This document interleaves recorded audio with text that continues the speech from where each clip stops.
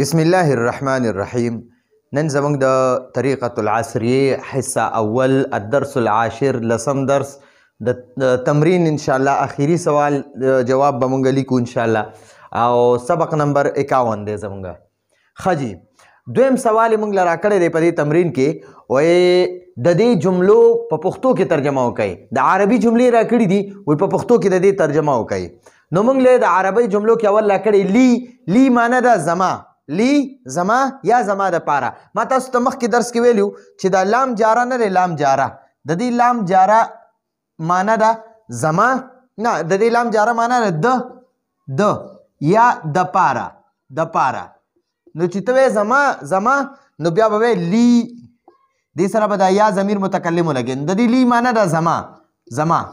لی اخوانی د اخون تسنیه اخون یو ورور ته وای او اخوانی دورونه. لی اخوانی زما دورونه دي. و صدیقانی صدیق یو ملګری ته وای او صدیقان دو ملګری ته وای، دو ملګرو ته وای. نو لی اخوانی زما دورونه، زما دورونه. و صدیقانی او د دې واو صدیق د صدیق نمخ کې را واو چې دی د دې واو معنی دا او و صدیقانی وصدیقانی او دو ملګری دي. زما لی اخوانی زما دورونه دي، وصدیقانی او دو ملګری دي. ٹھیک شو جی. نو لی اخوانی وصدیقانی زما دورونه او دو ملګری دي. اوس ګورئ اوس وای علی الشجرتی.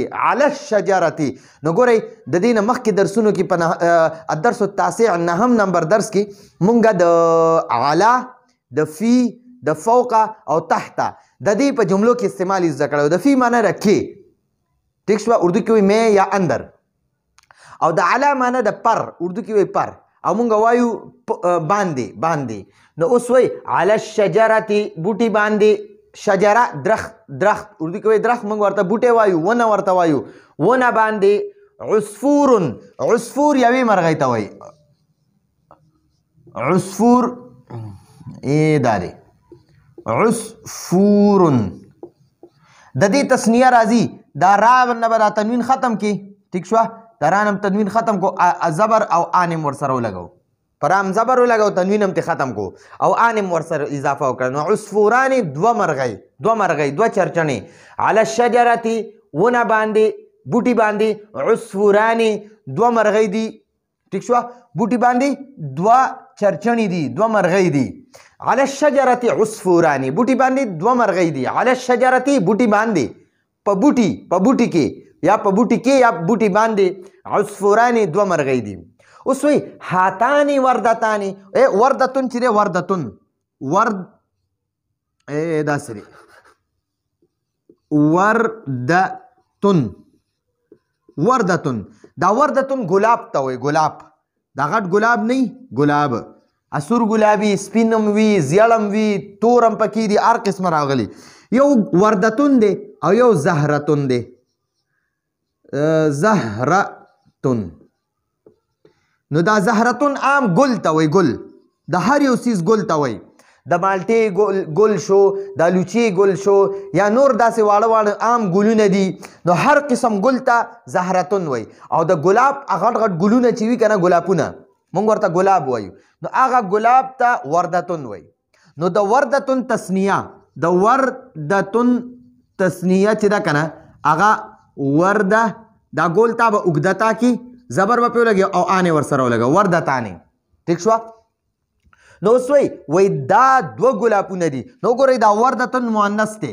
نو چې ته وایې هاذا هذه دا به بیا هذه وي. ته چې دا ګلاب دی نو ته به هذه وردتون.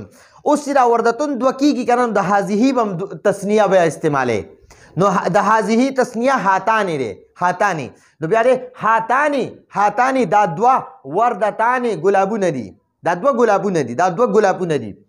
هاتانې وردتانې دا دوه ګلابونه دي. هاتانې معنی دا دوه، وردتانې ګلابونه دي. اوس وای للمسجد د لام جاره معنی ده د، دا ما لیکلی دی ورته د یا د پاره، خو دلته به د معنی کې.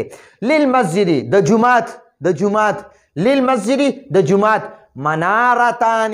منارتانی دو منارې دي. ٹھیک شو نو یو تا منارتن وای منارتن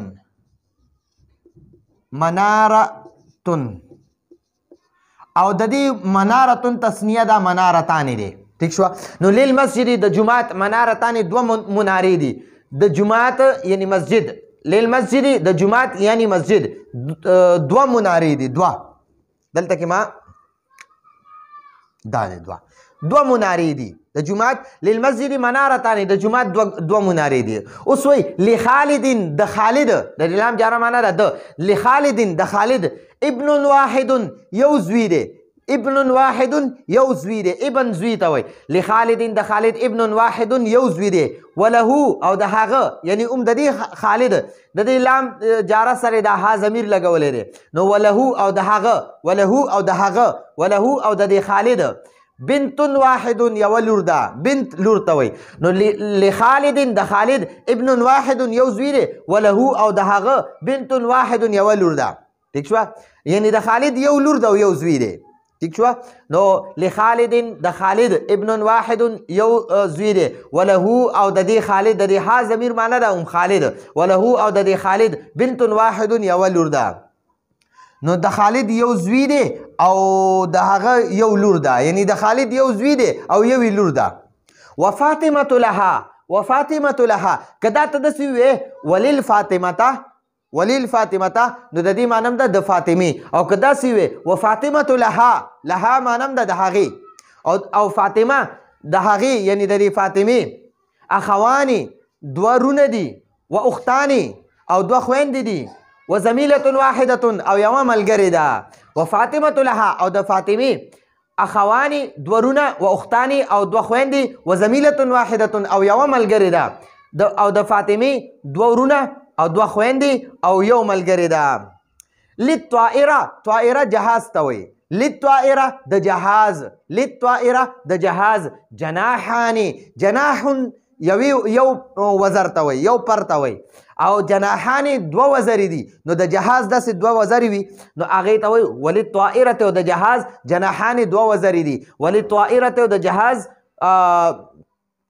جناحان دو وزرې دي نو موږ وایو د جاز دو وزرې دي موږ ورته جاز وایو او اصل لفظ دی جهاز نو وللطائره او د جهاز جناحان دو وزرې دي للغرفه د کمرې د لام جاره معنا ده د للغرفه د کمرې بابانې دو دروازې دي باب یوې دروازې ته وي بابانې دو دروازو ته وي للغرفه د کمرې بابانې دو دروازې دي ٹھیک شو نو ګوره للطائره جناحان د جهاز دو وزرې دي او للغرفه بابانې د کمرې دو دروازې دي نو دا زمونږ سره د درس العاشر د لسم درس د مکمل تمرین حل شو نو ان شاء الله دینه پس په مونږه الدرس العاشر احد دا سری غالبا د یو لسم درس دغه کو الفاظ او معنی بلیکو نو راتلونکي درس پر اجازه غواړو هذا هو المرام والله اعلم بحقيقه الكلام